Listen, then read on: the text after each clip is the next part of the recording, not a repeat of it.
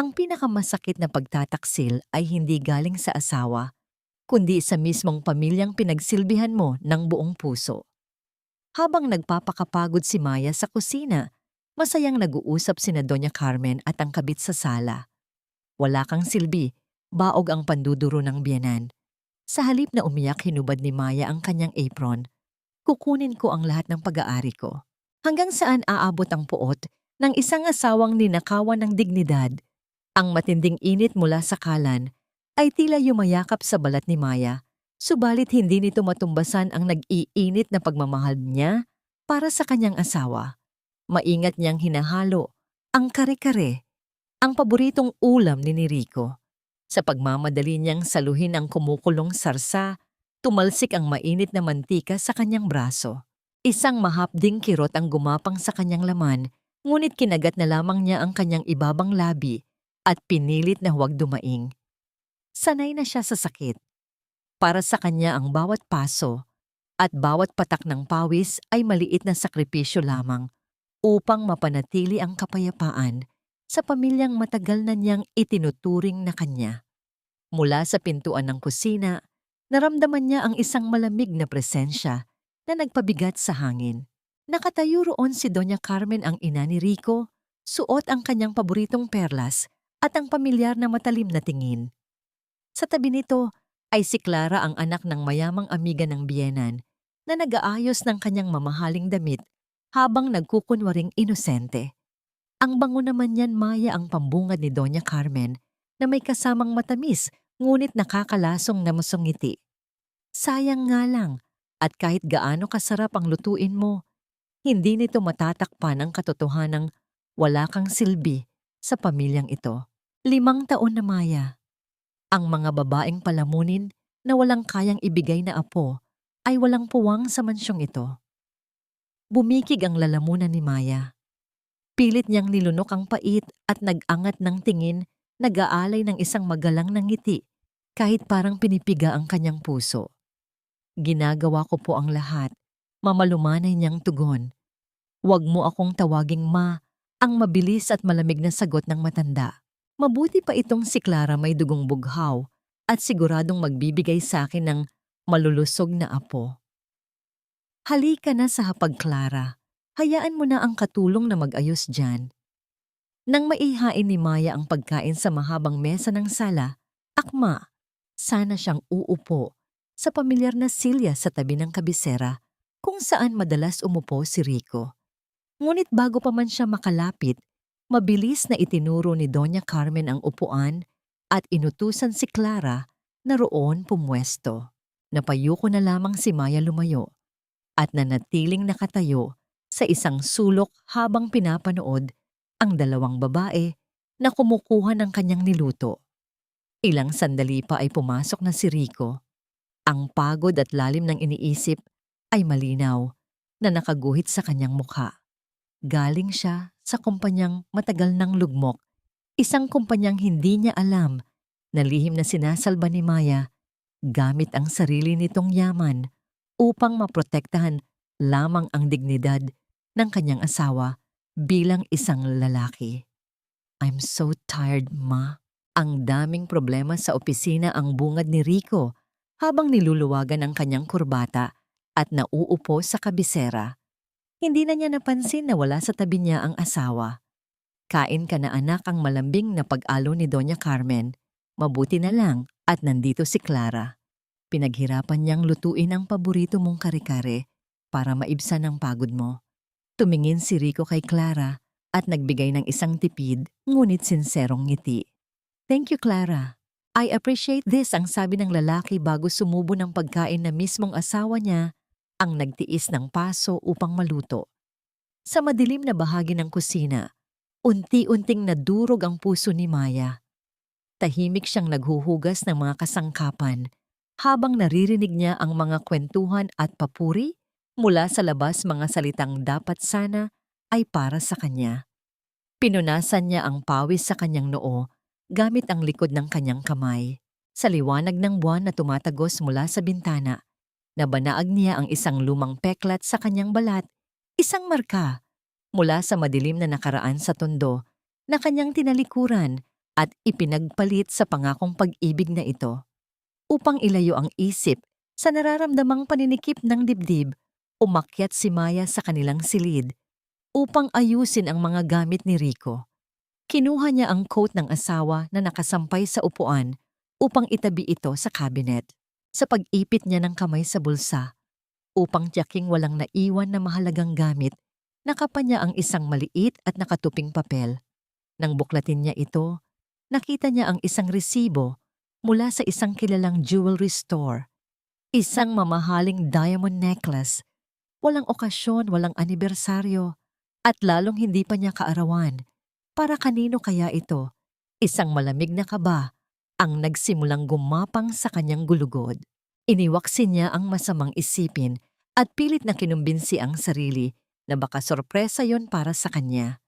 Lumapit siya sa lamesa kung saan nakapatong ang briefcase ni Rico upang ayusin ang mga nagkalat na papeles. Sa kanyang pag-angat, sa mabigat na bag, umusad ang mga dokumento at may isang brown na sobre ang tuluyang dumausdos palabas. Dahan-dahan itong bumaba sa hangin hanggang sa lumapag sa sahig nang walang anumang ingay. Yumuko si Maya upang pulutin ito. Napansin niyang hindi ito nakasara, kaya't kusa itong bumukas nang iangat niya. Ang kanyang mga mata ay nanlaki habang binabasa ang nakasulat sa pinakaibabaw na pahina. Petition for annulment of marriage. Tumigil ang pag-ikot ng kanyang mundo. Tila ninakaw ang lahat ng hangin sa loob ng kwarto dahilan upang hindi siya makahinga.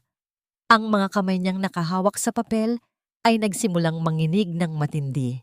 Sa pinakaibabang bahagi ng pahina, naroon ang isang pamilyar na marka na hindi niya kailanman inaasahang makita roon. Ito ay ang malinaw na pirma ng kanyang asawang si Rico. Isang malamig na luha ang tumakas mula sa kanyang mga mata at tahimik na bumagsak sa papel.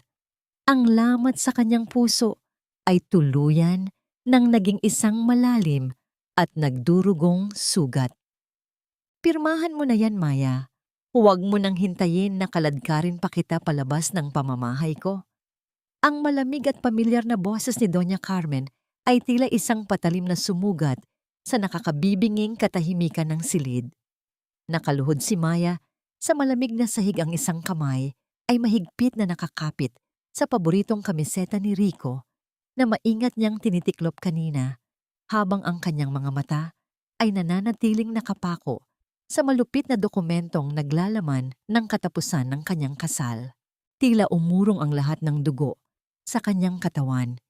Isang matinding panlalamig ang gumapang mula sa kanyang mga paa patungo sa kanyang dibdib na tila baga binuhusan siya ng yelo sa kalagitnaan ng taglamig. Pilit siyang huminga, ngunit parang may nakabara sa kanyang lalamunan. Ang hanging pumapasok sa kanyang baga ay tila mga basag na salamin na sumusugat sa kanyang kalooban. Ang kanyang mga kamay na may hawak sa damit ng asawa ay nagsimulang manginig ng walang kontrol kasabay ng unti-unting pagguho ng kanyang pinakaiingatang mundo. Mula sa likuran ng biyenan, lumitaw ang nakangiting figura ni Clara. Sa kanyang mga daliri ay naiipit ang isang maliit na larawan, isang ultrasound na hindi pa man malinaw kung kanino ay sadyang ipinangangalandakan upang durugin ang pagkatao ni Maya. Lumapit si Doña Carmen, walang pag-aalinlangang hinablot ang kamisetang yakap-yakap ni Maya at walang awang itinapon yon sa sahig na parang isang basahan. Hindi ka na kailangan ng anak ko. Pagpapatuloy ng matanda, ang bawat salita ay binibigkas ng may diin at pang-uuyam. Isang malaking pagkakamali ang pagpapakasal niya sa isang baog, na tulad mo at ngayon ay itinatama na namin ang pagkakamaling iyon. Tingnan mo si Clara, buwan na lang ang bibilangin at magbibigay na siya ng karapat-dapat na tagapagmana sa mga De Silva. Sa halip na sumagot o gumanti ng sigaw, dahan-dahang inilapag ni Maya ang kanyang nanginginig na kamay sa sahig. Pinulot niya ang itinapong kamiseta ni Rico. Kahit nanlalabo ang paningin dahil sa luhang nagbabadyang bumagsak, maingat niyang pinagpagan ang alikabok mula sa tela. Ito ang damit na isinusuot ng kanyang asawa Sa tuwing umuuwi itong pagod ang damit, na nagtataglay ng amoy ng lalaking minahal niya nang higit pa sa kanyang sarili. Ang pilit niyang pag-aayos sa nagusot na damit ay sumasalamin sa desperado niyang pagnanais na ayusin ang kanilang pamilyang unti-unti nang nawawasak. Ngunit ang tanong na patuloy na bumabaon sa kanyang isip ay hindi tungkol sa kalupitan ng kanyang biyenan o sa nakasusuyang ng ngiti ni Clara. Ang matinding kirot ay nagmumula sa katotohanang nakaukit sa papel. Bakit naroon ang pirma ni Rico? Bakit ito pumirma sa isang kasulatan ng paghihiwalay nang hindi man lang nakikipag-usap sa kanya? Wala bang halaga ang 5 taong pag-aalay niya ng sarili? Ang 5 taong pananahimik niya at palihim na pagsalba sa dangal at yaman ng lalaking pinangakuan niya ng walang hanggan sa harap ng altar? Bago pa man siya makabuo ng sagot sa sariling mga tanong, bumukas ng tuluyan ang pintuan. Pumasok si Rico. Umaasa ang wasak na puso ni Maya na makikita niya ang galit sa mga mata ng asawa laban sa ginagawa ng sariling ina. Umaasang ipagtatanggol siya nito at itatayo mula sa kanyang pagkakaluhod. Subalit nang magtama ang kanilang mga paningin, walang init na sumalubong sa kanya. Tiningnan siya ni Rico ng tuwid walang bahid ng awa o pag-ibig at sa isang tinig na mas malamig pa sa gabi ng kapighatian, sinabi nito ang mga salitang tuluyang pumatay sa natitirang pag-asa ni Maya. Sana maintindihan mo, Maya. Ito ang nararapat. Ang nag-iisang tumatak sa kanyang isipan ay ang nakapangingilabot na lamig sa mga mata ni Rico. Nang makaalis si Doña Carmen at Clara sa silid na iwan ng isang mabigat at nakalumpon na katahimikan na tila ba unti-unting sumasakal sa hininga ni Maya. Ang hangin ay amoy luma at mapait gaya ng mga salitang binitawan ng kanyang biyenan. Lumapit si Rico sa kanya, ang kanyang mga yapak ay hindi nagbibigay ng anumang tunog sa makapal na alpombra, subalit ang bawat paghakbang niya ay tila isang dagok sa natitirang lakas ni Maya. Hinawakan ni Rico ang kanyang mga balikat. Ang init ng mga palad nito ay tila naging banyaga at hindi na nagbibigay ng dating kapanatagan. Maya, listen to me, ang mahinang pakiusap ni Rico. Ang boses niya ay basag at puno ng desperasyon. Hindi totoo ang annulment na yon. Pakitang tao lang ang pirma ko para mapatahimik si Mama. Alam mo namang mahina ang puso niya. Sabi ng doktor, any major stress could be fatal. I'm just doing this to buy us some time. Tumingin si Maya sa mga mata ng asawa, naghahanap ng kahit katiting na liwanag ng katotohanan. Ngunit sa likod ng mga salitang iyon, nadarama niya ang unti-unting pagkalas ng kanilang mga pangako. Ang lamat ay naroon na isang maliit na guhit sa kristal na kahit anong pilit na pagdidikit ay hindi na kailanman magmumukhang buo. Nais niyang sumigaw, nais niyang itanong kung bakit kailangang ang kanyang dignidad ang laging maging sakripisyo. Ngunit ang pagmamahal na nakatanim ng malalim sa kanyang puso ang muling nagtikom sa kanyang bibig. Hindi pa man siya nakakasagot, ay bumukas ang pinto at pumasok si Doña Carmen. Ang kanyang mga mata ay mapula at may mga bakas ng luha na tila ba sadyang inayos para sa isang dula. Hawak-hawak niya ang kanyang dibdib habang humihingal ng mababaw 1 kilos na lalong nagpabigat sa nararamdamang sala ni Rico. Maya, ang panimula ng matandaang tinig ay nangangatog ngunit puno ng talim. Naaalala mo pa ba kung saan ka namin pinulot? Galing ka sa putikan ng tondo, walang pangalan, walang kinabukasan. Si Rico ang nag-ahon sa'yo. Utang na loob mo sa pamilyang ito, ang bawat butil ng kanin na kinakain mo at ang bawat magandang damit na suot mo. Ngayon, hihilingin ko lang na magparaya ka para sa kalusugan ko at sa kinabukasan ng anak ko. Hindi mo pa ba magawa? Ang salitang utang na loob ay tila isang mabigat na tanikala na pumulupot sa leeg ni Maya. Ito ang sandatang laging ginagamit laban sa kanya, ang paalala na siya ay laging may pagkakautang na hindi kailanman mababayaran. Kinagat niya ang kanyang ibabang labi hanggang sa malasahan niya ang bahagyang pait ng dugo.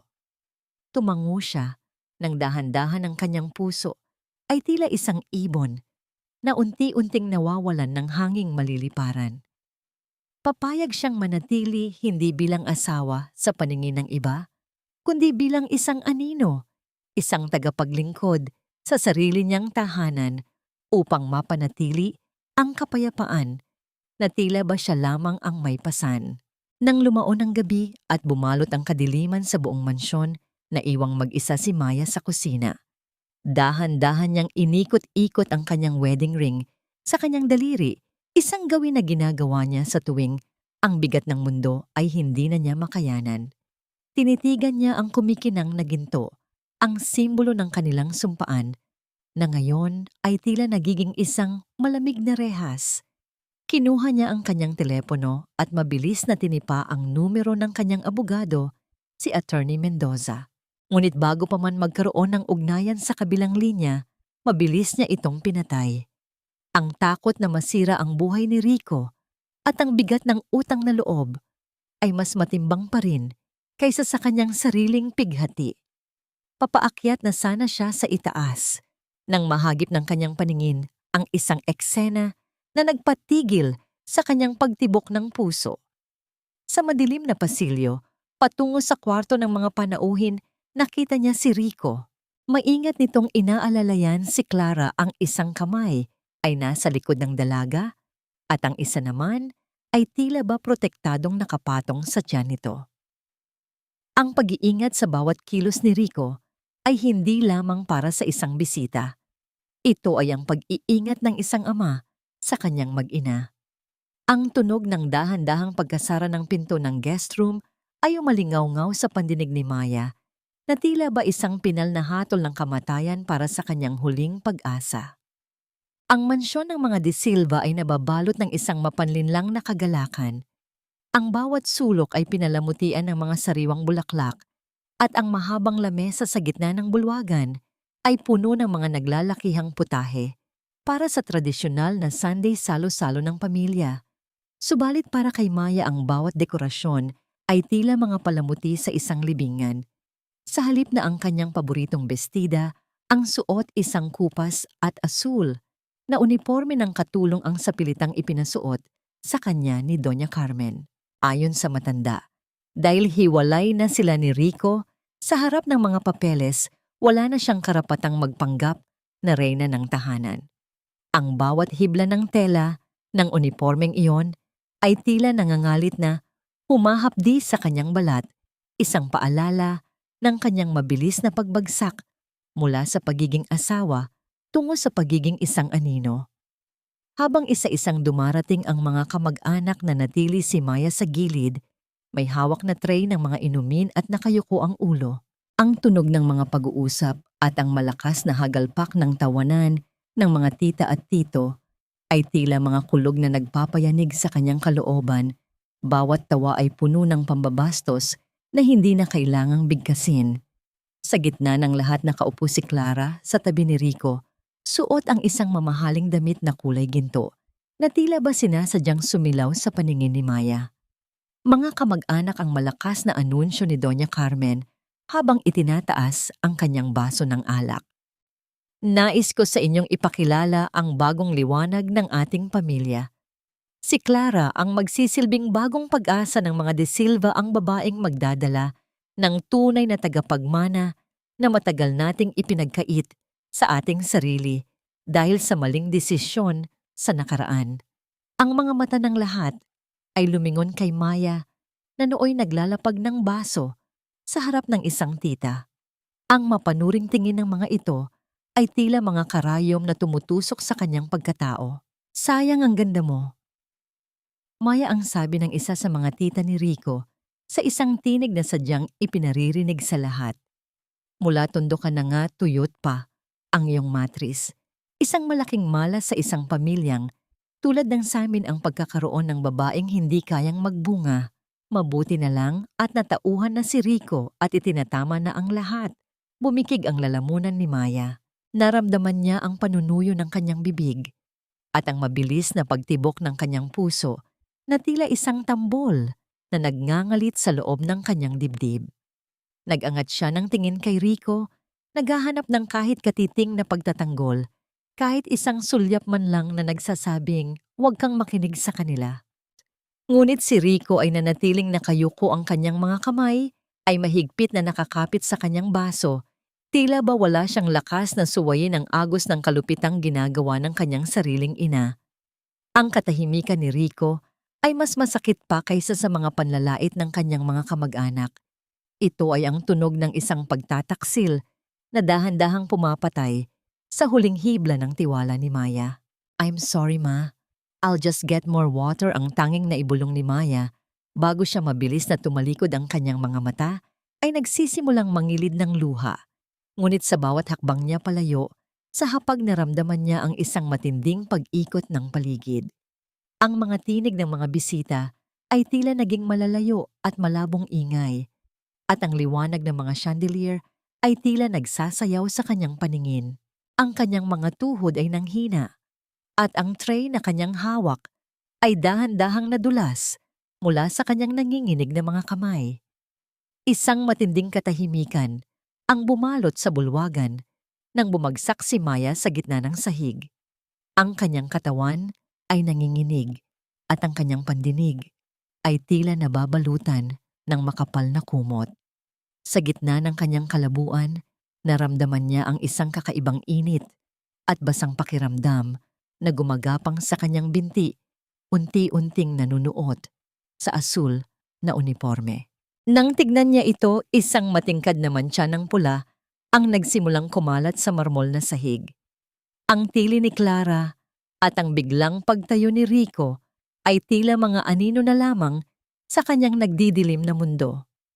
Ang tanging huling naiisip ni Maya bago tuluyang mawalan ng malay ay ang tanong kung ito na ba ang katapusan ng kanyang pagdurusa o ang simula ng isang mas malalim pang pighati. Namumulat ang mga mata ni Maya sa isang silid na nababalot ng kaputian, isang kulay na tila sumisimbolo sa kawalan ng laman ng kanyang buhay sa mga sandaling iyon. Ang amoy ng gamot at ang tuyot na hangin mula sa aircon ay humahapdi sa kanyang ilong, habang ang paulit-ulit na tunog ng makinang nagbabantay sa kanyang tibok ng puso ay nagsisilbing tanging musika sa nakabibinging katahimikan.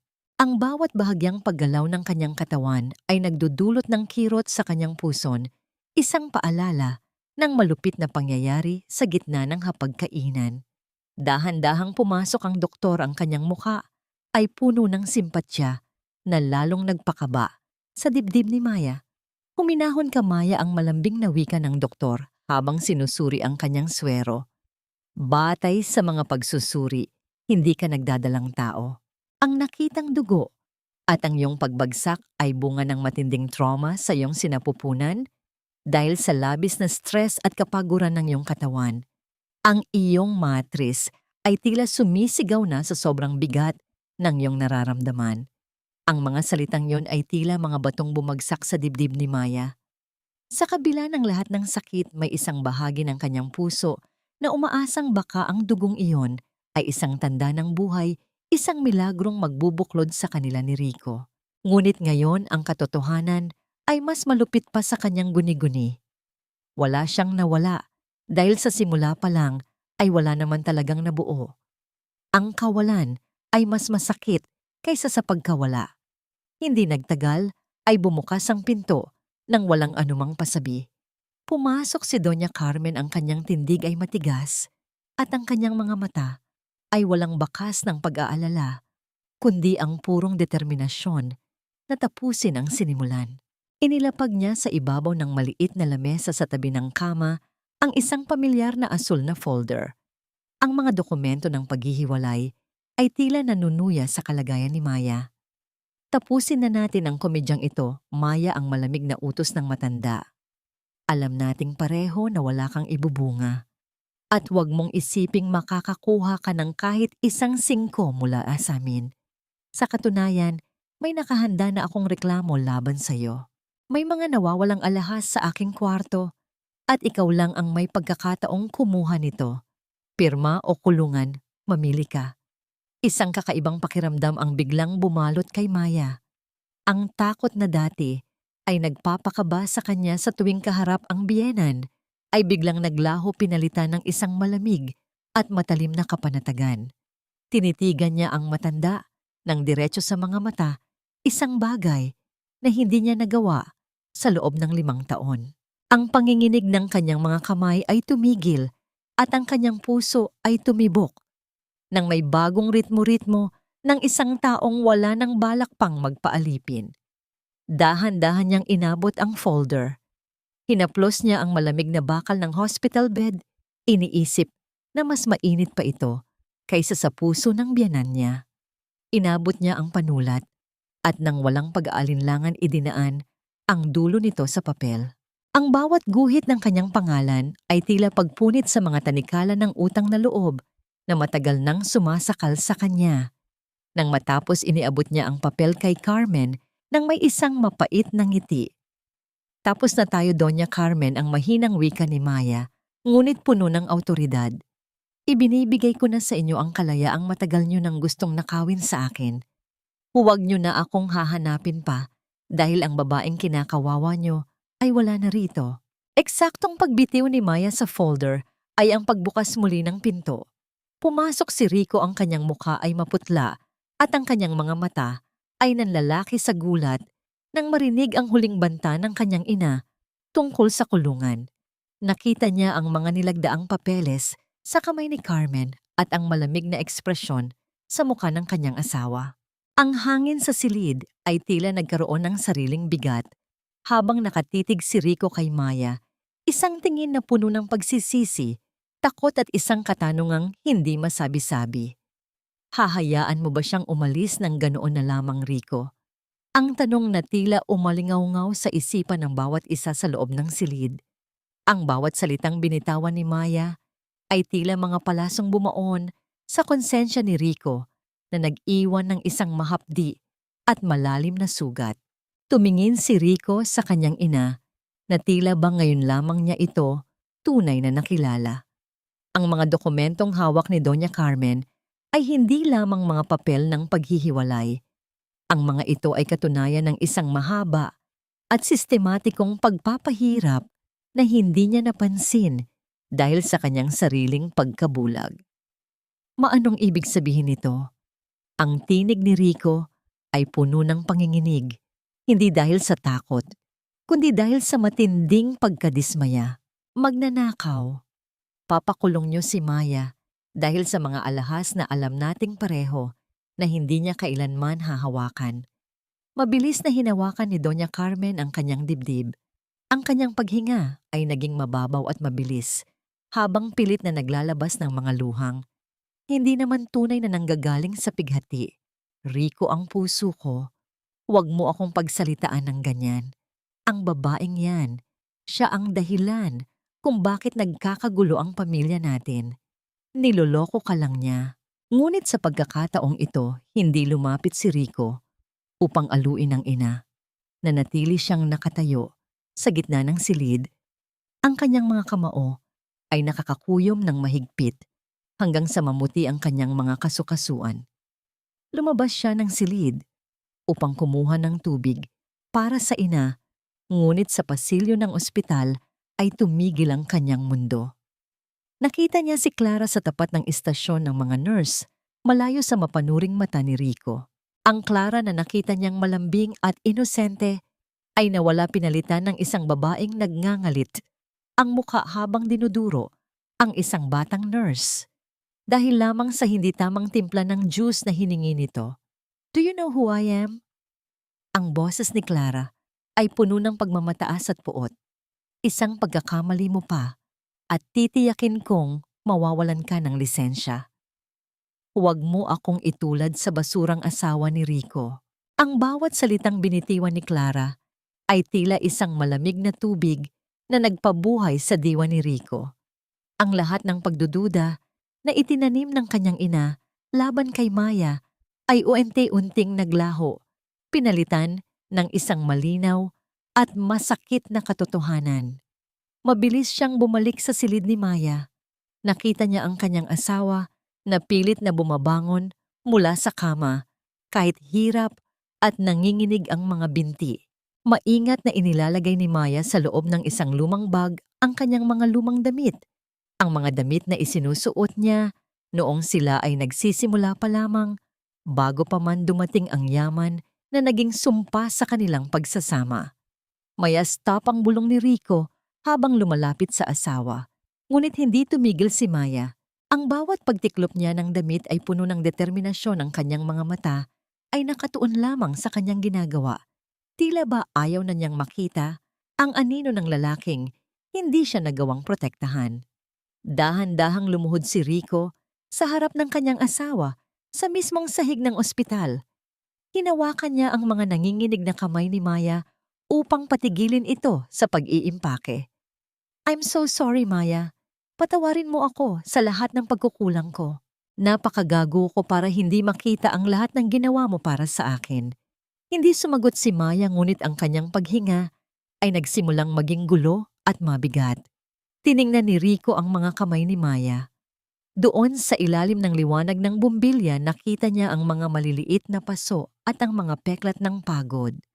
Maingat na kinuha ni Rico ang mga daliri ni Maya at isa-isang idinaiti ang kanyang mga labi.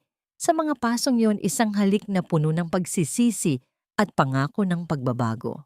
"Iiwan ko ang lahat, Maya," ang deklara ni Rico habang nakatingala sa asawa. "Ang kumpanya, ang mana, ang mansyon, lahat ng iyon ay walang kwenta kung wala ka. Sasama ako sa iyo sa tondo o kahit saan mo gustong magsimulang muli. Kahit maglakad tayo palayo rito nang walang saplot sa paa basta't kasama kita." Naramdaman ni Maya ang init ng mga labi ni Rico sa kanyang balat, isang pakiramdam na matagal na niyang hinahanap.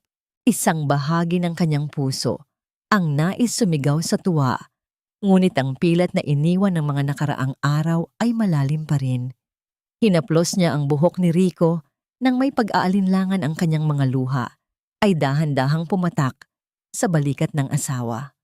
Ngunit bago pa man sila makabuo ng isang pangako ng bagong simula, ang marahas na pagbukas ng pinto ay muling bumasag sa katahimikan.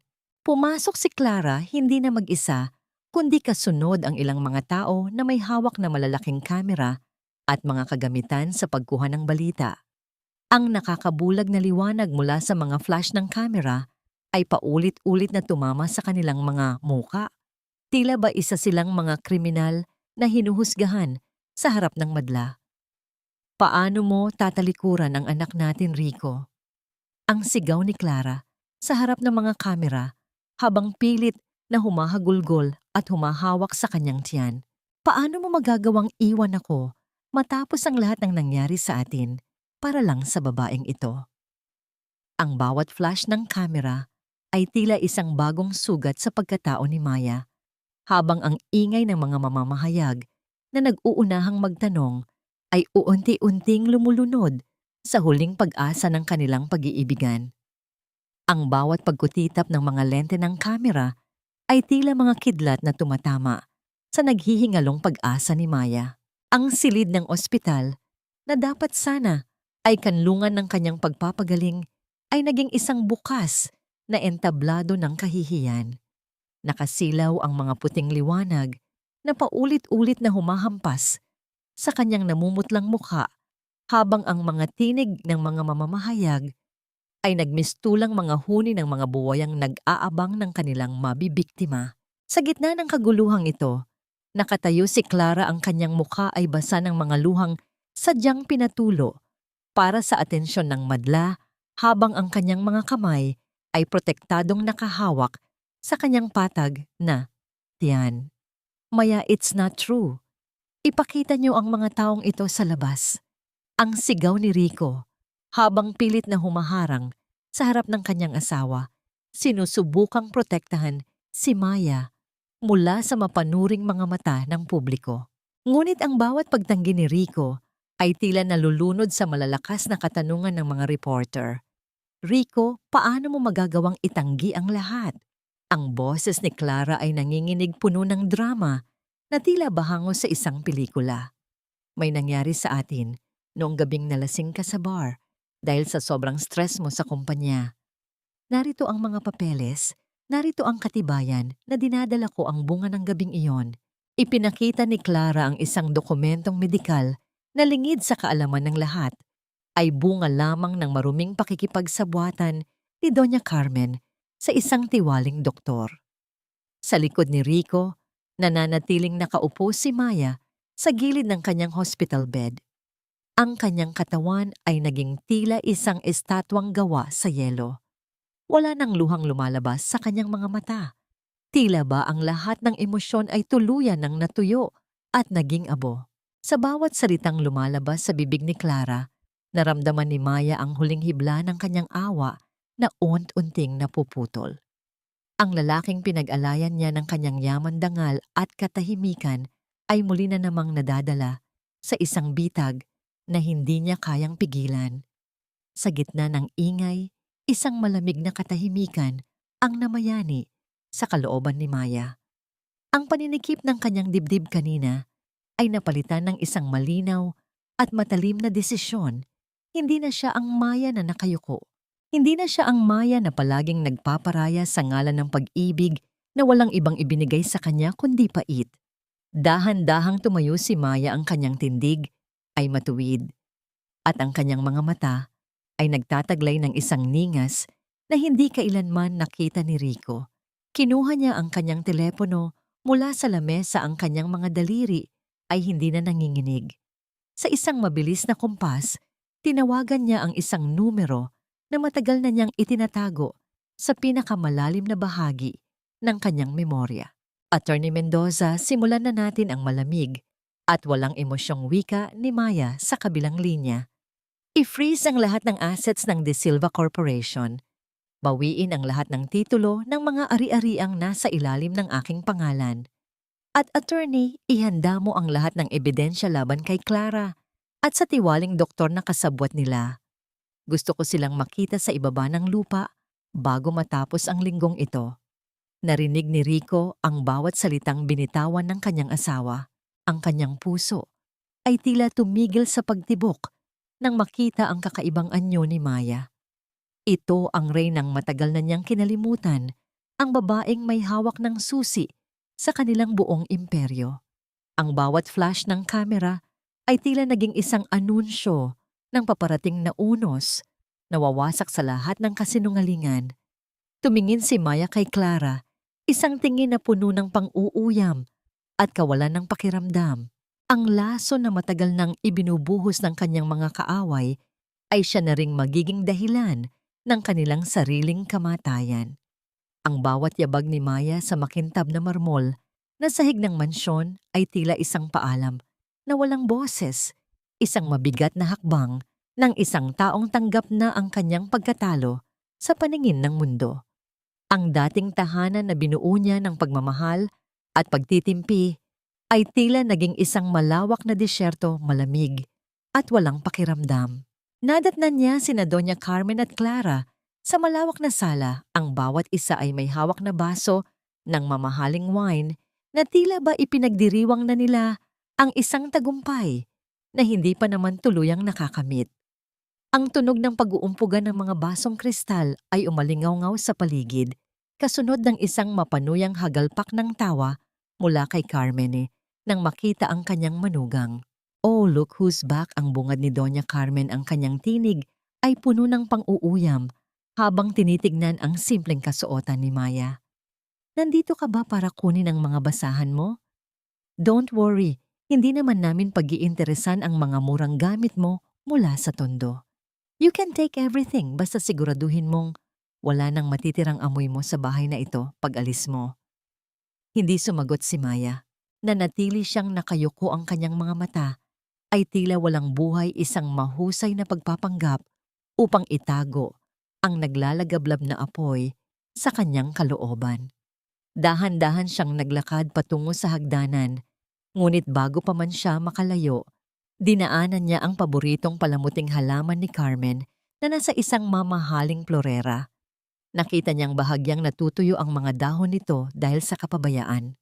Sa gitna ng kanyang pighati, kinuha ni Maya ang isang maliit na pandilig at maingat na binasa ang lupa ng halaman. Sa kabila ng lahat ng sakit na ibinigay sa kanya ng matanda, hindi niya magawang hayaang mamatay ang isang buhay na bagay. Ang kanyang kabutihan ay nananatiling buo, hindi dahil sa kahinaan, kundi dahil sa isang kalikasang hindi kayang dungisan ng puot. Habang nasa loob ng kanyang silid, pilit na iniimpake ni Maya ang kanyang mga huling gamit. Ang bawat damit na hawakan niya ay may dalang alaala, mga gabing hinihintay niya si Rico, mga umagang puno ng pag-asa, na baka bukas ay magbago ang lahat. Subalit sa ilalim ng kanyang mga unan, nakatago ang isang itim na folder na naglalaman ng kanyang tunay na kapangyarihan. Lihim siyang dinalaw ni Attorney Mendoza sa mansyon sa oras na alam niyang abala ang lahat sa kumpanya. Nakaredy na ang lahat, madam. Ang bulong ng abogado habang iniaabot ang mga dokumentong magbabalik sa lahat ng titulo at pera sa orihinal na pangalan ni Maya bilang si M. Santos. Isang mabilis at tahimik na pagpirma ang naganap. Ang bawat kumpas ng panulat ni Maya ay tila isang huling hininga ng kanyang pagiging biktima.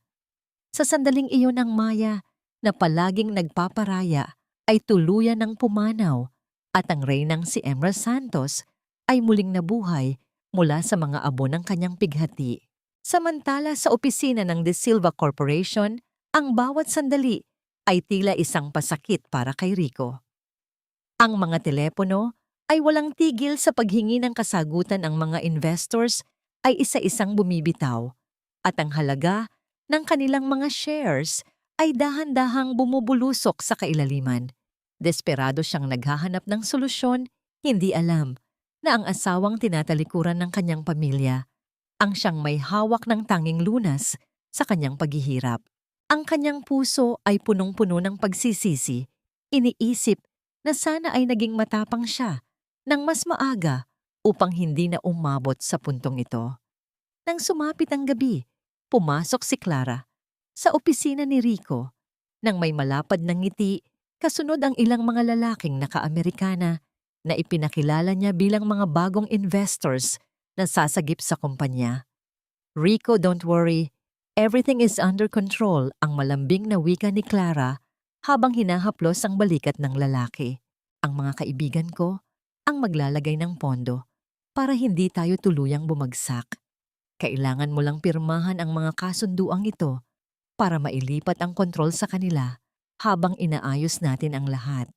Tiningnan ni Rico ang mga papeles. Ang kanyang isipan ay nababalot ng kalituhan at pagod. Hindi niya alam na ang bawat hakbang na ginagawa ni Clara ay isang malaking bitag na sadyang inihanda upang tuluyang agawin ang lahat mula sa kanya. Sa kabilang dako sa katahimikan ng kanyang bagong tinutuluyan, nakatanaw si Maya sa malayo. Ang kanyang mga mata ay malamig na sumasalamin sa mga bituin sa langit. Ang entablado ay handa na, ang mga tauhan ay nasa kani-kanilang pwesto, at ang huling hatol ay malapit ng bitawan. Ang silid ng pagpupulong ng De Silva Corporation ay nababalot ng isang mapanlinlang na katahimikan, isang uri ng katahimikan na tila ba nagbababadya ng isang malakas na unos. Ang malamig na hangin mula sa aircon ay hindi sapat upang pawiin ang tensyong namamayani sa pagitan ng mga miyembro ng board. Nakaupo si Rico sa kabisera, ang kanyang mga kamay ay mahigpit na nakakapit sa gilid ng mesa hanggang sa mamuti ang kanyang mga kasukasuan. Ramdam niya ang bawat mapanuring tingin ng mga taong dati ay yumuyukod sa kanya, ngunit ngayon ay tila mga buhay ang nag-aabang na siya ay lamunin. Pumasok si Doña Carmen sa silid na tila ba siya ang nagmamay-ari ng buong gusali, kasunod si Clara na suot ang isang napaka-eleganteng puting bestida, isang kulay na sadyang pinili upang magmukhang malinis sa harap ng mga mata ng mga investors. Ang bawat hakbang ni Clara ay puno ng kumpiyansa, ang kanyang mga mata ay nagniningning sa kagalakan habang tinitignan ang nanghihinang kalagayan ni Rico. "Mga Ginoo," ang panimula ni Doña Carmen habang marahan siyang nauupo sa tabi ni Rico. Ang boses niya ay puno ng awtoridad na may halong pait. Alam nating lahat ang iskandalong kinasasangkutan ng aking anak at ang pagbagsak ng ating mga shares. Hindi natin hahayaang mawasak ang imperyong itinayo ng mga De Silva dahil lamang sa kawalan ng tamang direksyon. Narito si Clara at ang kanyang mga kasosyo upang magbigay ng pondong magliligtas sa atin. Ngunit sa isang kondisyon kailangang isuko ni Rico ang kanyang pwesto at ibigay ang buong kontrol sa mga taong tunay na may kakayahan. Tumingin si Rico sa kanyang ina. Ang kanyang puso ay tila pinipiga sa matinding pagtataksil. Hindi niya akalaing ang mismong laman at dugo niya ang maglulubog sa kanya sa kailaliman.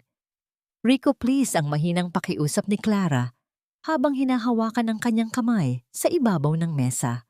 Para ito sa kumpanya, para sa ating magiging anak. Huwag mo nang pahirapan ang sarili mo. Ang bawat salita ni Clara ay tila isang laso na dahan-dahang pumapatay sa huling hibla ng pag-asa ni Rico. Nakahanda na ang panulat sa kanyang tapat, ang puting papel ng pagbibitiw ay tila nanunukso sa kanya na tapusin na ang lahat ng paghihirap. Paghihirap na ito, isang malakas na bulungan ang namayani sa loob ng silid. Ang mga board members ay nagsisimula nang mawalan ng pasensya ang kanilang mga muka ay puno ng pagkainip. Ngunit bago pa man madampi ang dulo ng panulat sa papel, ang malalaking pintuan ng boardroom ay dahan-dahang bumukas. Isang matangkad na lalaki na may suot na mamahaling Amerikana ang pumasok si Attorney Mendoza. Ang kanyang presensya ay nagdulot ng isang biglaang katahimikan, isang paghinto sa lahat ng ingay na tila ba ang oras mismo ay tumigil. Ipaumanhin niyo ang aking pag-antala, ang deklara ni Attorney Mendoza habang inilalapag ang kanyang briefcase sa bakanteng bahagi ng mesa. Ngunit bago kayo gumawa ng anumang pinal na desisyon, nais kong ipaalam sa lahat na ang majority shareholder ng kumpanyang ito ay hindi sang-ayon sa inyong mga plano. Napakunot ang noo ni Doña Carmen, ang kanyang mga mata ay nanliit sa galit. Anong majority shareholder ang pinagsasabi mo? Ako ang may-ari ng pamilyang ito. Ang pamilya De Silva ang batas dito. Attorney Mendoza smiled coldly.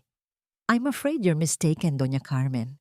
Ang taong nagmamay-ari ng 80% ng shares ng De Silva Corporation ay narito na upang personal na magbigay ng huling desisyon. Ang kumpanyang ito ay hindi na sa inyo mula pa noong 5 taon na ang nakararaan. Sa pagkakataong yun, ang tunog ng matutulis na takong sa marmol na sahig sa labas ng pasilyo ay nagsimulang umalingaw-ngaw. Ang bawat hakbang ay may dalang bigat at kapangyarihan, isang ritmo na tila ba isang formal na marcha patungo sa isang trono. Ang lahat ay napalingon sa pintuan, ang bawat hininga ay tila pinigil habang naghihintay sa kung sino ang susunod na papasok. Tumingin si Rico sa pinto, ang kanyang puso ay nagsimulang tumibok ng mabilis na tila ba gustong kumawala sa kanyang dibdib. May isang pamilyar na bango na dahan-dahang humahalo sa malamig na hangin ng silid, isang amoy na matagal na niyang hinahanap sa kanyang mga gabi ng pighati. Ang malalaking pinto ay tuluyang bumukas ng malawak at sa gitna ng liwanag na nagmumula sa labas, isang figura ang dahan-dahang humakbang papasok. Ang tunog ng kanyang mga yabag ay unti-unting naging malinaw at sa bawat segundo na lumilipas ang tensyon sa loob ng silid ay naging tila isang kwerdas na malapit ng maputol. Ang bawat hakbang ni Maya sa loob ng silid ay tila isang hatol na binibigkas ng tadhana. Ang tunog ng kanyang matutulis na takong na tumatama sa marmol na sahig ay nagbibigay ng isang ritmo ng kapangyarihan, isang boses na matagal nang pinatahimik ng pang-aapi, ngunit ngayon ay muling bumabangon ng may higit na ningning.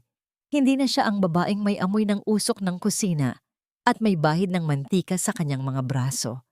Ngayon suot niya ang isang eleganteng asul na power suit na tila bahango sa kulay ng pinakamalalim na bahagi ng karagatan, malamig, malawak at puno ng misteryo. Anong ginagawa ng hampas lupang ito rito? Ang sigaw ni Doña Carmen ay tila isang nangangalit, nakulog, na bumasag sa katahimikan ng boardroom. Napatayo ang matanda, ang kanyang mga daliri ay nanginginig sa galit habang itinuturo ang kanyang manugang. Sino ang nagbigay sa iyo ng karapatang pumasok sa pagpupulong na ito? Maya lumabas ka bago pa kita ipakakaladkad sa mga gwardya. Ngunit nanatiling kalmado si Maya. Ang kanyang mga mata na daati ay laging nakayuko sa takot ay nakatitig ngayon ng diretso sa kanyang biyanan. Walang bahid ng emosyon ang kanyang mukha. Tila ba ang lahat ng pait ng nakaraan ay naging isang matigas na baluti sa kanyang kalooban. Naupo siya sa isang bakanteng silya. Sa gitna ng mesa ang bawat kilos niya ay puno ng grasya na tila ba siya ay isang reynang nagbabalik sa kanyang sariling palasyo. Ipaumanhin niyo, Doña Carmen, ang mahinang wika ni Attorney Mendoza habang binubuksan ang isang makapal na folder. Ngunit nais kong formal na ipakilala sa inyong lahat ang ating majority shareholder. Ang babaeng nasa harap niyo ay walang iba, kundi si M. Santos, ang nag-iisang nagmamay-ari ng 80% ng De Silva Corporation mula pa noong 5 taon na ang nakararaan. Siya ang lihim na nagligtas sa kumpanyang ito mula sa bangkarote noong panahong wala na kayong makuhang tulong sa labas. Ang mga salita ng abogado ay tila isang malamig na tubig na ibinuhos sa buong silid. Nawalan ng boses si Doña Carmen, ang kanyang bibig ay bahagyang nakabukas habang pilit na inuunawa ang katotohanang ang manugang na itinuturing niyang palamunin ay siya palang bumubuhay sa kanila. Napalingon si Rico kay Maya, ang kanyang mga mata ay nanlalaki sa gulat at paghanga, ngunit may kasamang matinding hapdi sa kanyang dibdib nang mapagtanto kung gaano kalaki ang sakripisyong ginawa ng kanyang asawa sa loob ng mahabang panahon. Tumingin si Maya kay Clara na ngayon ay namumutla at pilit na kumakapit sa kanyang bag. Inilapag ni Maya ang ilang mga dokumento sa ibabaw ng mesa. "These are not investors," Clara, ang malamig na wika ni Maya. "Ang mga taong kasama mo ay kilalang mga manloloko sa ibang bansa na naghahanap lamang ng paraan upang nakawan ang pamilya De Silva. At tungkol sa iyong pagbubuntis." Inilabas ni Maya ang isang sulat mula sa hospital. Ang katotohanang ang iyong medical record ay huwad at ang bawat salitang binitawan mo ay isang malaking kasinungalingan ay narito na. Ang bawat salita ni Maya ay tila isang sampal sa mukha ni Clara. Ang katahimikan sa loob ng silid ay naging tila isang mabigat na kumot na bumabalot sa lahat. Sa sandaling iyon, dahan-dahang kinuha ni Maya ang isang luma at may mantsa pang apron mula sa loob ng kanyang bag. Itinabi niya ang mamahaling folder at maingat na inilatag ang apron sa ibabaw ng makintab na mesa ng boardroom. Ang simpleng tela na yon na nagtataglay ng amoy ng kanyang 5 taong pagkaalipin ay nagsilbing simbolo ng pagtatapos ng isang kabanata at ang pagsisimula ng kanyang pagbangon. Tumingin si Maya kay Clara nang walang anumang awa. Fired ang maikli, ngunit matalim na deklara ni Maya. "Hindi mo na muling madadapuan ng iyong mga paa ang kumpanyang ito." Saka siya dahan-dahang bumaling kay Doña Carmen na nooy nakasandal na sa upuan at tila nawawalan na ng lakas. Tinitigan niya ang matanda nang may matinding lalim isang tingin na nagpapaalala sa lahat ng mga gabing iniyakan niya sa madilim na kusina. "At kayo, Doña Carmen," ang wika ni Maya na may halong pait at awtoridad. "Maaring sa inyo ang apelyidong De Silva, ngunit ang bahay na tinitirhan niyo ang kumpanyang ipinagmamalaki niyo at ang bawat luhong tinatamasa niyo ay sa akin. May 24 na oras kayo para lisanin ang bahay ko." Ang bawat isa sa loob ng silid ay tila naging estatwa. Ang salitang "bahay ko" ay umalingaw-ngaw sa pandinig ng lahat. Isang malakas na paalala na ang tadhana ay may sariling paraan ng pagbawi. Ang bawat sandali sa loob ng boardroom ay tila naging isang mabagal na paghukay sa libingan ng dangal ni Doña Carmen. Ang matandang babae na dating tinitingala dahil sa kanyang mapagmataas na tindig ay tila unti-unting lumiliit sa kanyang kinauupuan. Ang kanyang mga labi ay nanginginig at ang kanyang mga kamay ay mahigpit na nakakapit sa braso ng Silya hanggang sa mamuti ang kanyang mga kasukasuan. Hindi matanggap ng kanyang isipan na ang mansyong kanyang ipinagmamalaki ang lupang kanyang tinatapakan at ang bawat luhong bumabalot sa kanyang katawan ay pag-ari na pala ng babaeng itinuring niyang basura sa loob ng 5 taon. Hindi ito maaari. Ang nangangalit na bulong ni Doña Carmen, ang kanyang boses, ay tila isang tuyot na dahon na kinakalos ng hangin. Isang malaking panlilin lang ito. Rico, huwag kang maniwala sa kanya. Paano magkakaroon ng ganito kalaking pera ang isang babaeng galing sa squatters area? Magnanakaw siya. Ninakaw niya ang kumpanya natin, ngunit si Rico ay hindi na nakikinig sa kanyang ina. Nakatitig lamang siya kay Maya. Ang kanyang mga mata ay puno ng isang uri ng pighati na mas matindi pa sa anumang pagkatalo sa negosyo. Ngayon niya lamang napagtanto na ang bawat pagkakataong iniligtas niya ang kumpanya mula sa paglubog ay hindi dahil sa kanyang galing, kundi dahil sa tahimik na sakripisyo ng kanyang asawa. Ang bawat sentimong ginamit niya ay nagmula sa mga kamay na kanyang minaliit. Sa kabilang dako ng mesa si Clara ay tila isang basang sisiw na nawalan ng masisilungan. Ang kanyang mukha na dati ay puno ng kolorete at kapalaluan ay ngayon ay nababalot ng matinding takot. Lumapit siya kay Rico pilit na humahawak sa braso nito habang pilit na pinapatulo ang kanyang mga huwad na luha. Rico, please don't do this. Kahit wala ang kumpanya, isipin mo ang baby natin. You need me, Rico. Mahal mo ako, di ba? Tumingin si Rico kay Clara. Ang kanyang mga mata ay walang kahit anong bakit ng awa, kundi purong pandidiri. Dahan-dahan niyang inalis ang kamay ng dalaga mula sa kanyang braso na tila ba nadidiri siyang mahawakan ng isang lason. Huwag mo nang banggitin ang batang yon, Clara. Ang malamig na wika ni Rico. Alam na nating lahat na ang medical record mo ay kasing peke ng pagkatao mo. Wala akong nararamdaman sa'yo, kundi pagsisisi na pinayagan kitang makapasok sa buhay ko. Nang makita ni Doña Carmen na tila nawawala na ang lahat, lumapit siya kay Rico at hinawakan ang magkabilang balikat nito. Rico, anak, gamitin mo ang pagiging asawa mo. Bawiin mo ang lahat sa kanya. Asawa mo siya, kaya lahat ng sa kanya ay sayo rin.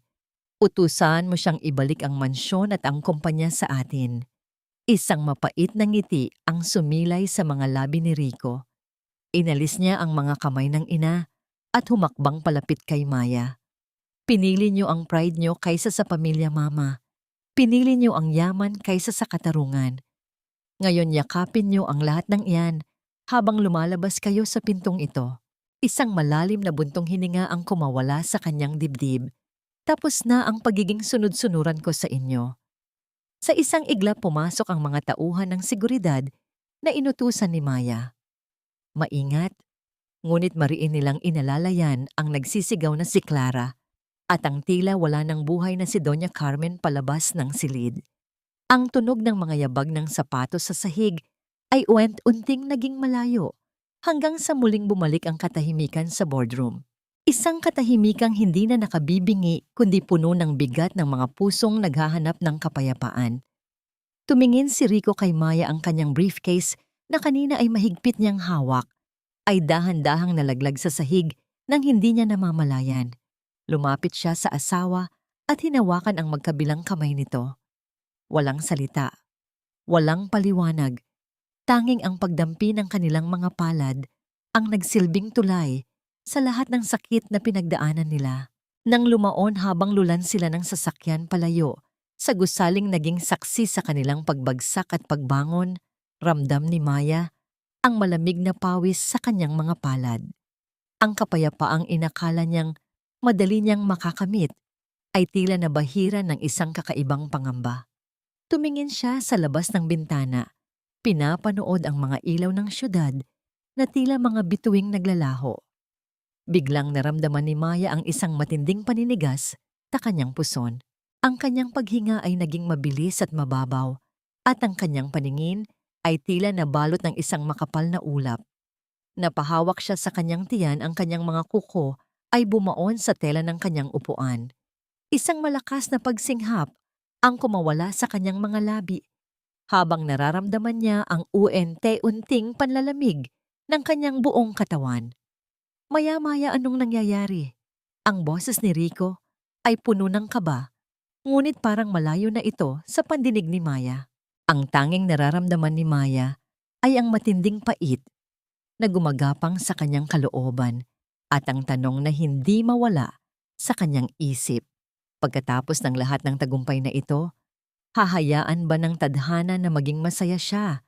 Ang silid ng ospital ay nababalot ng isang kakaibang katahimikan, hindi ang uri ng katahimikang nakakabingi at puno ng takot, kundi isang mapayapang sandali na tila ba ang buong mundo ay huminto upang bigyan si Maya ng pagkakataong huminga. Ang sikat ng araw na tumatagos sa manipis na kurtina ay nagdadala ng malambot na liwanag, naglalaro sa mga puting dingding at nagbibigay ng init sa malamig na balat ni Maya. Sa loob ng 5 taon, ngayon lamang niya naramdaman na ang kanyang dibdib ay hindi na tila dinadaganan ng isang malaking bato. Ang bawat paghinga niya ay malalim at malaya, bagaman may kaunting kirot pa ring naiiwan sa kanyang puson bilang alaala ng nakaraang gulo. Dahan-dahang bumukas ang pinto at pumasok si Rico. Hindi na ang Rico na laging balisa at nakatuon ng pansin sa mga papeles ng kumpanya ang nakita niya. Ang kanyang asawa ay nakasuot lamang ng simpleng puting kamiseta. Ang kanyang mga mata ay mapayapa. Ngunit bakas ang matinding pagmamahal. Lumapit siya sa kama ni Maya at dahan-dahang naupo sa tabi nito, kinuha ang kamay ng asawa at banayad na hinaplos ang mga daliri nito. Maya ang mahinang simula ni Rico, ang boses niya ay tila isang haplos sa kaluluwa. I'm so sorry for everything. Sa loob ng mahabang panahon, hinayaan kong diktahan ng ibang tao ang halaga mo. I forgot that you are the woman I chose to love, not because of what you can give, but because of who you are. Tumingin si Maya sa bintana. Ang kanyang mga mata ay nangingilid ng luha. Rico, natatakot ako. Para akong isang tuyot na balon na hindi kayang magbigay ng tubig sa uhaw na lupain. Paano kung habang buhay tayong ganito? Paano kung hindi ko kailanman maibibigay ang pamilyang pinapangarap mo? Dito ay tumayo si Rico at lumapit sa likuran ni Maya habang ito ay nakaupo sa gilid ng kama. Maingat niyang ipinuwesto ang kanyang mga bisig sa paligid ng balikat ng asawa, isang mahigpit ngunit malambing na yakap mula sa likuran. Ipinatong niya ang kanyang baba sa balikat ni Maya, nararamdaman ang bawat pintig ng puso ng asawa na sumasabay sa kanyang sarili. Listen to me, Maya. You are enough. Kahit tayong dalawa lang habang buhay, sapat na yon. Ikaw ang pamilya ko. Ang pagmamahal ko sa iyo ay hindi nakadepende sa isang ultrasound o sa isang pirasong papel. Mahal kita dahil ikaw ang Maya na nagligtas sa akin sa mas maraming paraan kaysa sa alam mo. Isang magaan at matagal na halik ang idinampi ni Rico. Sa noo ni Maya, isang halik na tila ba nagbubura sa lahat ng mapapait na salitang binitiwan ni Doña Carmen sa nakaraan. Ang hapdi sa puso ni Maya ay unting napalitan ng isang mainit na daloy ng pag-asa. Sa sandaling iyon, ang katahimikan ng silid ay napuno ng isang uri ng pag-ibig na hindi nangangailangan ng maraming salita, isang pag-ibig na nagpapagaling, nagbabantay at nagpapatawad. Nang makalabas na ng ospital, hindi agad bumalik si Maya sa kanyang mga kumpanya. Sa halip, pinili niyang gamitin ang kanyang yaman upang magtayo ng isang maliit na bahay ampunan sa isang tahimik na bahagi ng probinsya. Doon sa piling ng mga batang nangangailangan ng pagmamahal na tagpuan ni Maya ang isang uri ng pagiging ina na hindi nangangailangan ng sariling dugo at laman. Ang kanyang puso ay nagsimulang mamukadkad muli, gaya ng mga halamang maingat niyang itinatanim sa hardin ng bahay ampunan. Isang hapon, habang nakaupo sila ni Rico sa balkonahe ng kanilang bagong tahanan na malayo sa ingay ng syudad, kinuha ni Rico ang isang suklay. Maingat at dahan-dahan niyang sinuklay ang mahabang buhok ni Maya. Ang bawat kumpas ng kanyang kamay ay puno ng pag-iingat na tila ba humahawak siya ng isang napakamahalagang kayamanan. Ang payapang pag-uusap nila tungkol sa mga simpleng bagay, ang lulutuin para sa hapunan, ang kulay ng mga bulaklak na uusbong, ay isang patunay na ang tunay na kaligayahan ay matatagpuan sa mga pinakapayak na sandali. Subalit sa gitna ng kanilang katahimikan, isang sasakyan ang huminto sa harap ng kanilang tarangkahan. Ang kanilang dating doktor mula sa ospital ay bumababitbit ang isang itim na folder at may isang ekspresyon sa muka na hindi maipaliwanag. Mabilis na tumayo si Rico, ang kaba ay muling gumapang sa kanyang dibdib. "Doktor, may problema ba?" ang tanong ni Rico habang papalapit ang doktor sa kanila. Ang doktor ay tumingin kay Maya, saka kay Rico, at dahan-dahang binuksan ang folder. May mga resultang kailangang dumaan sa paulit-ulit na pagsusuri bago ko ito nakuha, nang pinal ang wika ng doktor habang iniaabot ang isang pirasong papel. Ang mga resulta ay labas sa inaasahan naming lahat matapos ang huli nating pagkikita sa ospital. Ang hangin ay tila tumigil sa pag-ihip habang binabasa ni Maya ang mga nakasulat sa papel. Ang kanyang mga kamay ay nagsimulang manginig at ang kanyang paningin ay muling nanlabo. Ngunit sa pagkakataong ito, hindi dahil sa pait, kundi dahil sa isang katotohanang tila ba isang panaginip na hindi niya kailanman inakalang magiging totoo.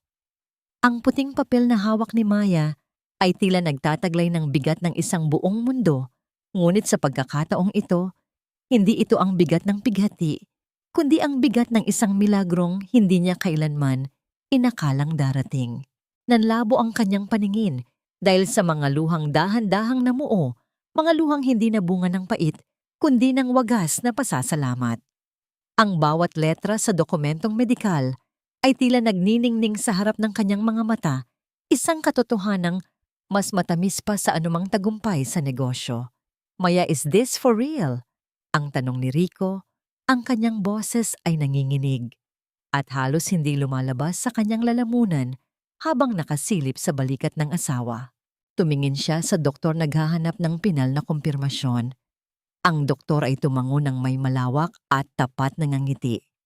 Dahil nawala ang nakasasakal na kapaligiran at ang matinding stress na nagpapahirap sa iyong katawan sa loob ng maraming taon, kusa itong naghilom, Maya.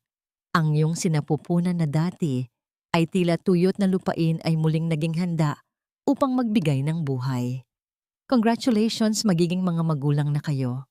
Isang mahaba at malalim na buntong hininga ang kumawala sa dibdib ni Rico. Bago siya dahan-dahang napaupo sa sahig, itinatago ang kanyang mukha sa kanyang mga palad habang ang kanyang mga balikat ay gumagalaw sa tahimik na pag-iyak. Lumapit si Maya sa kanya at marahang ipinatong ang kanyang kamay sa buhok ng asawa. Ang sandaling iyon ay nababalot ng isang uri ng katahimikan na tila ba ang lahat ng mga anghel sa langit ay nakangiti sa kanila. Ang pangarap na itinuring nilang imposible ay dahan-dahan nang nagkakaroon ng anyo at pintig. Ilang buwan matapos ang balitang iyon, habang ang tiyan ni Maya ay dahan-dahan nang lumalaki, nakatanggap sila ng isang liham mula sa isang malayo at liblib na probinsya.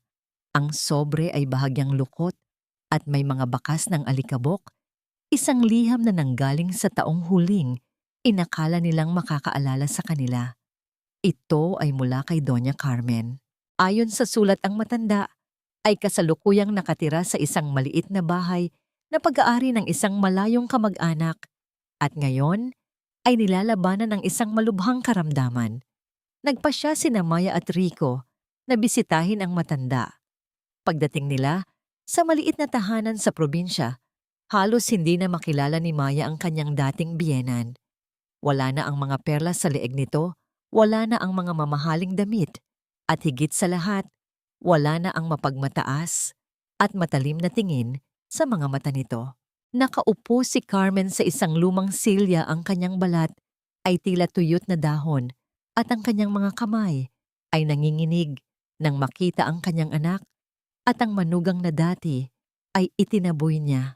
Maya Rico, ang boses ni Carmen ay mahina at tila isang bulong na lamang. Sa isang biglaang kilos, pilit na bumaba ang matanda mula sa kanyang silya upang lumuhod sa harap ni Maya. Ang bawat paggalaw niya ay tila nagdudulot ng hapdi sa kanyang matatandang buto, ngunit hindi siya tumigil hanggang sa ang kanyang tuhod ay dumampi sa sahig. Patawarin niyo ako. Sa paghahanap ko ng kayamanan at kapangyarihan, itinapon ko ang tanging tunay na yaman na mayroon ako, ang pagmamahal niyo. Ang bawat patak ng luha ni Carmen ay tila humihingi ng katarungan sa lahat ng mga gabing pinahirapan niya si Maya. Lumuhod din si Maya upang pantayan ng matanda. Hinawakan niya ang nanginginig na mga kamay ni Carmen, ang mga kamay na dati ay nag-abot sa kanya ng annulment papers ay ngayon ay humihingi ng awa. Pinatatawad na po kita, Ma, ang malumanay na wika ni Maya. Ang bawat salita ay puno ng katapatan. Hindi dahil sa nararapat kayo sa tawad, kundi dahil ang puso ko ay kailangan ng lumaya sa galit upang maging handa sa pagdating ng aking anak. Gayunpaman, malinaw ang paninindigan ni Maya. Bagamat nagpatawad na siya, hindi na sila maaaring bumalik sa dati. Naglagay siya ng hangganan para sa kapayapaan ng kanyang sariling pamilya. Magpapadala siya ng sapat na tulong para sa pagpapagamot ni Carmen at titiyakin niyang komportable ang pamumuhay nito, ngunit ang kanilang pagsasama sa ilalim ng iisang bubong ay tapos na. Ang pagpapatawad ay hindi laging nangangahulugan ng pagbabalik sa dati. Minsan ito ay ang pagpapaubaya sa nakaraan upang makapagsimula ng malinis. Nang sumapit ang araw ng panganganak ni Maya, ang buong ospital ay tila nababalot ng isang banal na kagalakan. Sa loob ng delivery room, mahigpit na nakahawak si Rico. Sa kamay ni Maya ang kanyang pawis ay humahalo sa mga luha ng kanyang asawa sa bawat pag-ire at paghihirap nito. Ang pagmamahalan nilang dalawa ay naging isang matibay na pader na humarang sa anumang sakit ng nakaraan. Ang katahimikan sa loob ng silid ay biglang binuwag ng isang matinis at malakas na tunog, ang unang paghinga at ang unang iyak ng isang sanggol na lalaki. Ang tunog na yon ay tila isang himig ng tagumpay na umalingaw-ngaw sa bawat sulok ng silid. Nang ilapag ang sanggol sa dibdib ni Maya, ang lahat ng pait, lahat ng hapdi ng mga sampal at panlalait, at lahat ng mga gabing iniyakan niya sa madilim na kusina, ay tila naglaho na parang bula. Tumingin si Maya kay Rico, at sa gitna ng kanilang pagod at kagalakan, alam nilang ang himalang ito ay hindi lamang bunga ng kanilang mga katawan, kundi bunga ng isang pusong natutong maghintay, magtiis, at sa huli ay magpatawad. 2 taon ang mabilis na lumipas, tila isang agos ng ilog na dahan-dahang humuhugas sa mga bakas ng pait at putik ng nakaraan. Ang hardin ng bagong tahanan ni Maya at Rico sa isang payapang bahagi ng Tagaytay ay punong-puno ng mga namumukadkad na bulaklak. Ang kanilang mga talulot ay tila sumasayaw sa ilalim ng malambing na ihip ng hanging amihan. Sa gitna ng luntiang damuhan, isang maliit na batang lalaki na nagngangalang Mateo ang masayang tumatakbo. Ang kanyang mga mata ay nagniningning sa katuwaan habang hinahabol niya ang isang makulay na paru-paro.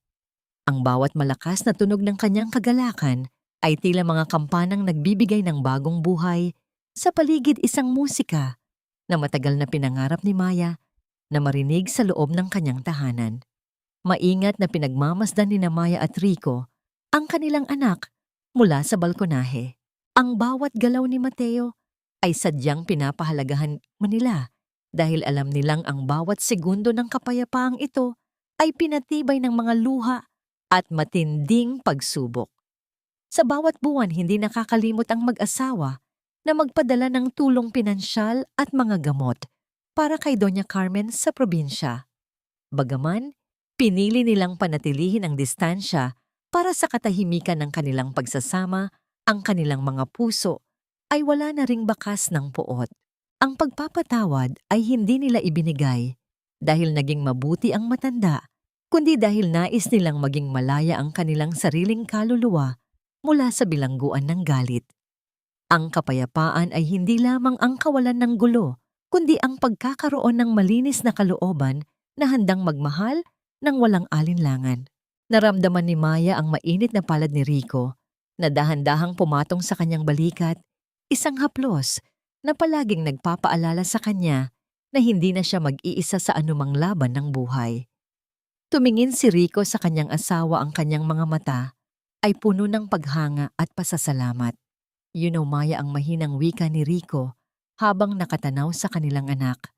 Dati akala ko ang tagumpay ay nasusukat sa laki ng kumpanya at sa dangal ng ating apelyido. Pero ngayon, nakikita ko na ang tunay na yaman ay nandito lang sa tabi ko, sa katatagan mo at sa pamilyang binuo natin mula sa mga abo. Ngumiti si Maya at isinandal ang kanyang ulo sa dibdib ng asawa. Marahil ay kailangan nating dumaan sa dilim para tunay na mapahalagahan ang liwanag, Rico. Ang halaga ng isang babae ay hindi nakadepende sa kung gaano siya kayaman o kung gaano karaming anak ang kaya niyang isilang. Ang tunay na dignidad ay matatagpuan sa tibay ng kanyang paninindigan at sa lalim ng kanyang kakayahang magpatawad nang hindi nawawala ang kanyang sarili. Habang dahan-dahang lumulubog ang araw at pinapalitan ng mga unang bituin sa langit, ang katahimikan ng kanilang tahanan ay nabalutan ng isang wagas na pag-ibig. Ang kwento ni Maya ay hindi lamang tungkol sa isang babaeng nagtagumpay sa negosyo o nagkaroon ng anak matapos ang mahabang paghihintay.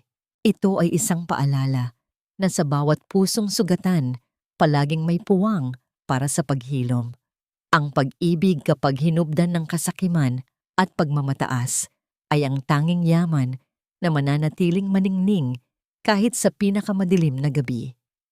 Sa huli, ang bawat pasong natamo sa gitna ng apoy ay naging mga pilat ng tagumpay, mga markang nagpapatunay na ang isang pusong marunong magmahal ay hindi kailanman tuluyang mababasag.